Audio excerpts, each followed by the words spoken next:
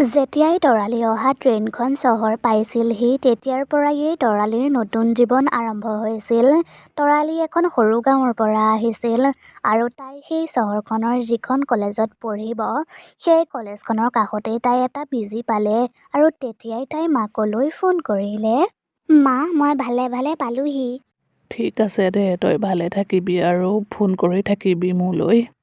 তৰালি এইবাৰ প্ৰথমবাৰৰ বাবে ঘৰৰ পৰা আঁতৰত আছিল, সেইবাবে তাইৰ মনত উৎসাহো আছিল আৰু অলপ অলপ ভয়ো আছিল। তাই এখন অটো লৈ পিজি পালেগৈ। এতিয়াৰে পৰা এইটোৱেই মোৰ নতুন ঘৰ, মই এতিয়াৰে পৰা ইয়াতেই পঢ়িব লাগিব।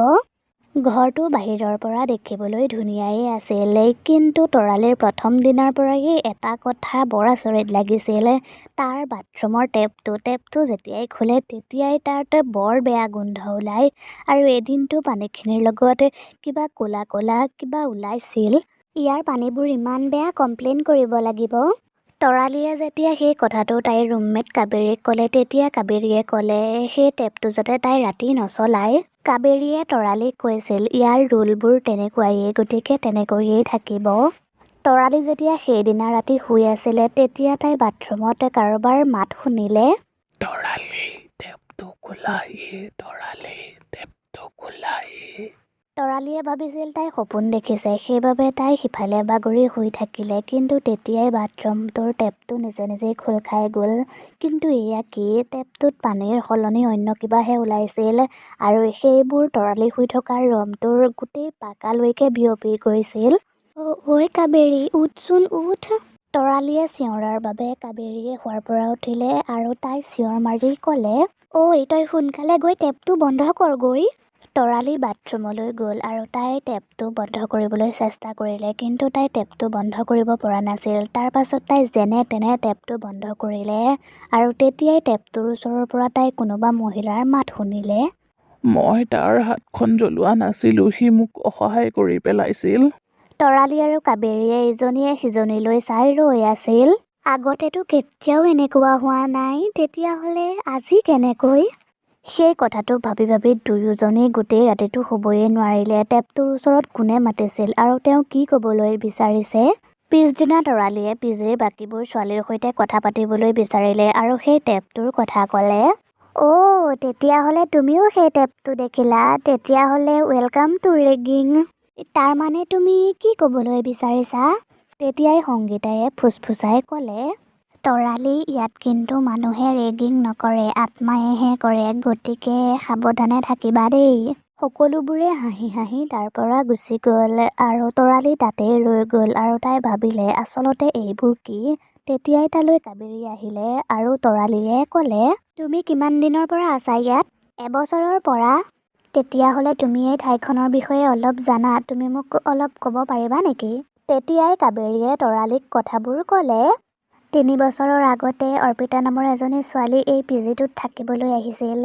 তাই বৰ চিধা চাধা আৰু বৰ ভদ্ৰ আছিল, কিন্তু তাই বৰ মনে মনে থাকে, কাৰণ তাই ভালকৈ হিন্দী ক'ব নোৱাৰিছিল আৰু সেই কথাটো নিকিতাৰ দলটোৱে গম পালে।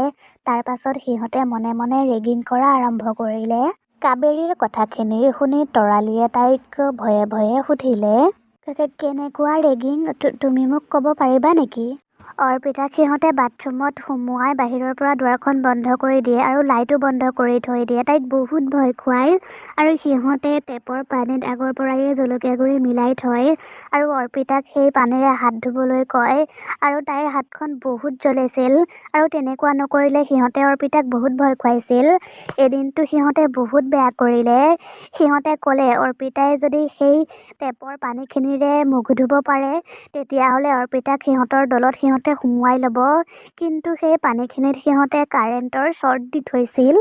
কাবেৰীয়ে কৈ থকা কথাবোৰ তৰালিয়ে বৰ মন দি শুনি আছিল আৰু তেতিয়াই কাবেৰীক তাই সুধিলে, তাৰ পাছত অৰ্পিতা মৰি থাকিল নেকি? নাই, তাই মৰি থকা নাছিল, কিন্তু তাইৰ চেহেৰাটো বৰ বেয়া হৈ গৈছিল, বিশেষকৈ তাইৰ মুখখন। তাই এইবোৰ সহ্য কৰিব পৰা নাছিল। তাই 2 দিন ধৰি সেই ৰুমটোতেই সোমাই আছিল। যেতিয়া মানুহবোৰৰ সন্দেহ হ'ল তেতিয়া তেওঁলোকে ইয়ালৈ আহি দেখিলে। তাৰ পাছত কি হ'ল, দুৱাৰখন খুলিল নে? দুৱাৰখন খুলিল, কিন্তু তেতিয়ালৈকে তাই গ'লগৈয়ে। তাই বাথৰুমৰ টেপটো তেতিয়ালৈকে খুলিলে যেতিয়ালৈকে পানী ভৰ্তি হৈ তাই মৰি নাথাকে। তেতিয়াৰ পৰাই টেপটোত বৰ আজব আজব ঘটনা কিছুমান ঘটিবলৈ ল'লে। টেপটোৰ পানীবোৰ বৰ বেয়া গোন্ধায়, লগতে পানীবোৰ কেতিয়াবা ক'লা কেতিয়াবা ৰঙা ওলায়। তেতিয়াৰ পৰাই ছোৱালীবোৰে কয়, ইয়ালৈ অহা নতুনকৈ ছোৱালীবোৰক বোলে অৰ্পিতায়ে বাধ্য কৰায় ৰাতি সপোনত টেপটো খুলিবলৈ। সেইবাবে ৰাতি সেই বাথৰুমটোলৈ কোনো ছোৱালীয়েই নাযায়। তাৰ মানে তাই মোৰ লগতো ৰেগিং কৰিব। তাইতো এতিয়া আত্মা, গতিকে এতিয়াতো ক'ব নোৱাৰিম তাই কাক ৰেগিং কৰে, কি কৰে। এতিয়া তই সাৱধানে থাকিবি, ভালকৈ থাকিবি। কাবেৰীৰ কথা শুনি তৰালীয়ে ভাবিছিল এইবাৰ মোৰ নম্বৰ আহিব, আৰু ৰাতি ৰাতি সঁচাকৈয়ে বাথৰুমৰ পৰা শব্দ আহি থাকে। তয়ো পাবি, কাৰণ মই জ্বলোতে তয়ো হাঁহিছিলি। মই পোৱা দুখবোৰ তহঁতেও পাব লাগিব, কাৰণ মোৰ মৃত্যুৰ দুখ কাৰোৱেই নাই। এদিন ৰাতি তৰালীয়ে সপোন দেখিলে আৰু তাই চক খাই চিঞৰিবলৈ ধৰিলে। নাই নাই, মই একো কৰা নাই, মোক এৰি দে। তৰালী, তই সপোন দেখিছ, অন্য একো নহয়। মোৰ বৰ ভয় লাগি আছে অ' কাবেৰী। কাবেৰীয়ে তৰালীক শুৱাই থলে, আৰু পিছদিনা ৰাতিপুৱা তৰালীয়ে যেতিয়া আইনাখন চালে তেতিয়া তাই দেখিলে তাইৰ চকুৰ তলত দাগ আছিল, যেন জ্বলাৰ দাগ। তেতিয়াই তাই কাবেৰীৰ ওচৰলৈ গ'ল। কাবেৰী, চাচোন মোৰ চকুৰ তলত কি হৈছে। মইচোন একোৱেই দেখা নাই, সকলোবোৰ ঠিকেই আছে। এয়া কেনেকৈ হ'ব পাৰে? তেতিয়াই তৰালীয়ে গম পালে সেইটো যে এটা সাধাৰণ নল নহয়। এদিন ৰাতি তৰালী ৰুমত অকলে শুই আছিল। কাবেৰী ঘৰলৈ গৈছিল। চাৰিওফালে নিজান হৈ আছিল, কেৱল ৰাস্তাতহে গাড়ীবোৰ চলি আছিল। আধা ৰাতি হৈছিল।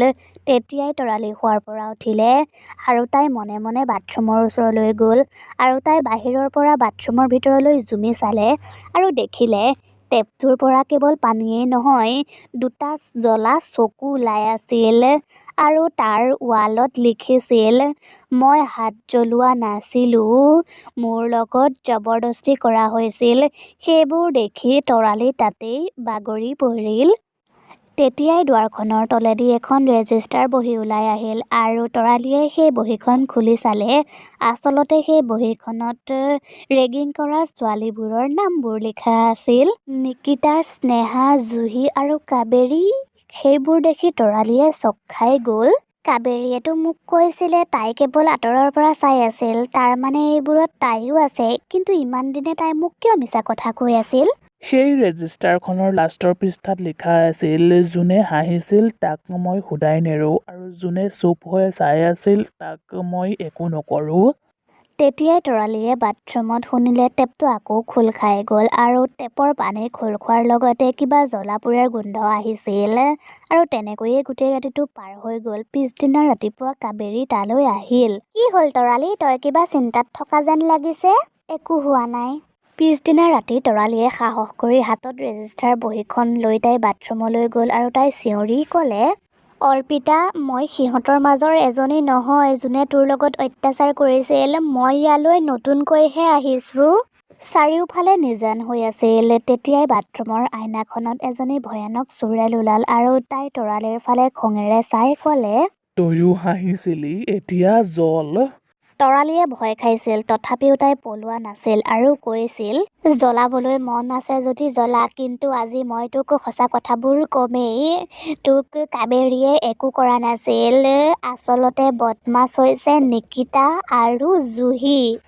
মই তোৰ সন্মুখলৈ সিহঁত চবকে লৈ আহিম, মই তোক কথা দিছোঁ। পিছদিনা তৰালীয়ে চালাকিৰে নিকিতা আৰু জুহিক বাথৰুমলৈ লৈ আহিলে। সিহঁতৰ পিছে পিছে কাবেৰীও গ'ল। যেতিয়াই সিহঁত বাথৰুমলৈ সোমাই গ'ল, তেতিয়াই দুৱাৰখন বন্ধ হৈ গ'ল, আৰু ভিতৰৰ পৰা কেৱল চিঞৰ আহিছিল আৰু চিঞৰ। মোক ক্ষমা কৰি দে, আমি ধেমালিহে কৰিছিলোঁ, মই ভবাই নাছিলোঁ তাই যে মৰি থাকিব। বাথৰুমৰ টেপটোৰ পৰা জুই ওলাই আছিল। সেইবোৰ দেখি সিহঁতে বহুত ভয় খাইছিল, কিন্তু চোৰেলজনীয়ে সিহঁতক একো নকৰিলে, আৰু তাই লাহে লাহে তাৰ পৰা নাইকিয়া হৈ থাকিল, আৰু সিহঁতবোৰ তাৰ পৰা বাহিৰলৈ ওলাই আহিলে। তহঁত ইমান বেয়া নে, আনৰ লগত ইমান বেয়া কৰিব পাৰ? কাবেৰী, মই জানিছোঁ তই একো কৰা নাই, কিন্তু তই ইহঁতৰ লগত কিয় আছিলি? তহঁতৰ ভাগ্য ভাল, আজি সেইবাবে তাই তহঁতক একো নকৰিলে। মই কিন্তু ইমান বেয়া মানুহৰ লগত থাকিব নোৱাৰোঁ। পিছদিনাই তৰালীয়ে সেই পিজিটো এৰি থৈ গুচি গ'ল, আৰু সেই ৰুমটো বন্ধ কৰি দিলে। এতিয়া কোনেও নাজানে অৰ্পিতা তাত থাকে নে নাথাকে।